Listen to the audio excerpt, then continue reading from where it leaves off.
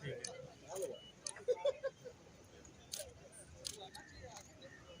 चीज ध्यान रखिए, सर में सुरक्षित आना है वापस, और रेस नहीं लगाना है। आराम से आइए, गाड़ी आ रही है, आगे लगाओ, आगे लगाओ, आप आगे रहिए। रूट वही रविंद्र भवन होके, हाँ हाँ, इधर इधर इधर गाड़ी आगे चला है, इधर चला, गाड़ी चलती है। नीचे दादा दादा सिग्नल विद्युत दा दादा ठीक है, उठाएंगे तब ना, उठाने से फ्रेश हो जाएगा। ठीक है सर, स्वागत कीजिए।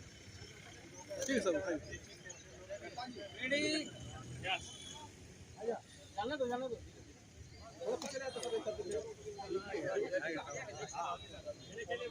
तो फ्रेश में आ जाएगा।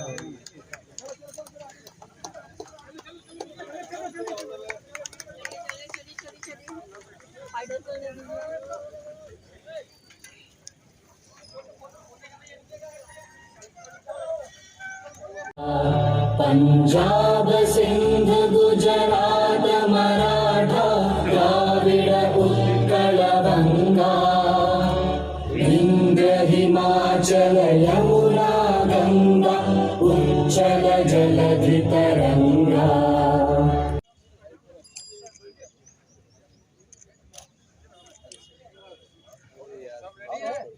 एक सेकंड दादा, 1 2 3 वेट गाड़ी है, गाड़ी आगे आगे कर दिए, गाड़ी आगे आने दीजिए।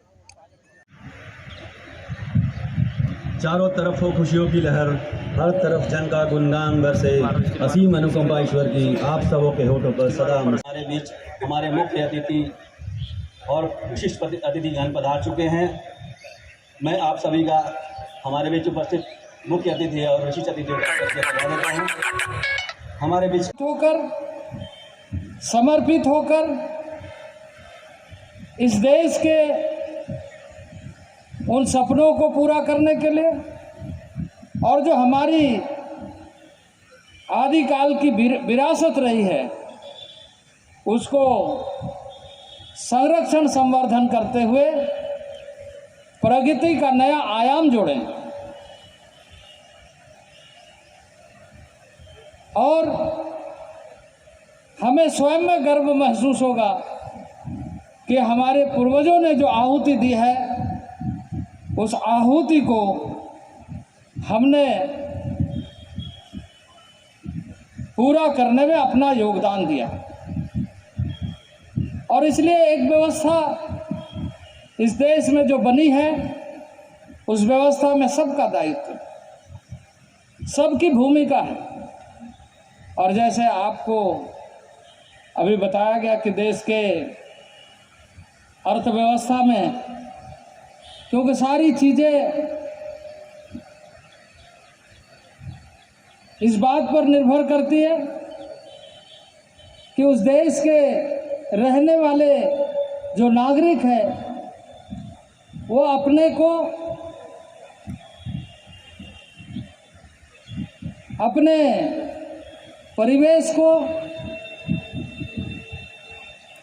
अपने देश के वातावरण को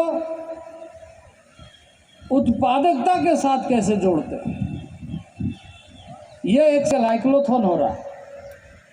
साइकिल स्टैंड में खड़ा होकर चक्का घूमेगा तो उसका कोई निष्कर्ष नहीं निकल। जब वो व्हील के रूप में, चक्का के रूप में आगे बढ़ेगा तो जो भी लक्ष्य है वहां तक पहुंचने का वो यात्रा सफर तय करें। हम भारत के लोग, समस्त लोग इस आज़ादी को किस तरीके से एक पहिया की भूमिका में जोड़ सकते हैं कि वो पहिया देश की प्रगति का पहिया हो, वो पहिया देश के भविष्य को निर्माण करने वाला पहिया हो और वो पहिया देश का हर नागरिक बने, देश का हर व्यक्ति बने।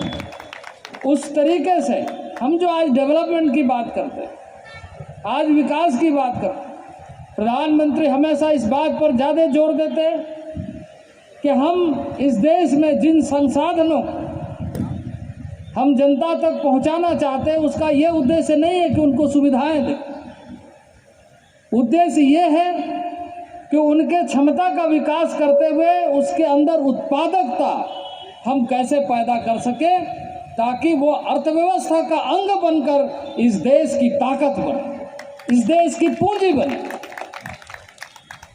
और ये अभियान, ये जो संकल्प है, ये जो कार्यक्रम है, उसी के एक कड़ी में हम सबको मिलकर के सुदूरवर्ती क्षेत्र इस तरह के कार्यक्रमों के माध्यम से ये सुनिश्चित करना, ये माननीय प्रधानमंत्री जिसका जिक्र किया, हमारे सांसद ने, हमने एक संकल्प लिया है कि हमारी इकोनॉमी